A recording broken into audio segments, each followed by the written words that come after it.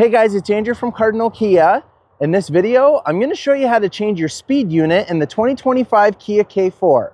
I have in front of me here a GT Line Turbo in Wave Blue. Let's get started.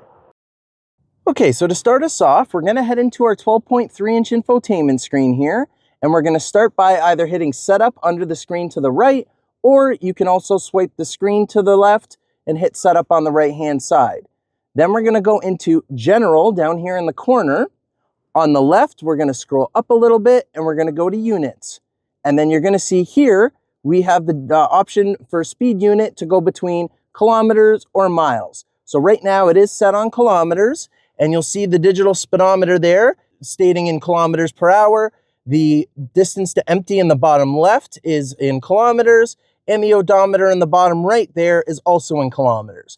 So if we go ahead and hit mile, it's going to then flip the digital speedometer over to miles per hour, and it'll show a little kilometers per hour underneath, just a reference if you just don't know off the top of your head how fast you're going in kilometers. And then you've got your distance to empty in miles, and your odometer is also in miles. So personal preference if you need to use kilometers or miles. And that's how you do it. Thanks for watching, guys.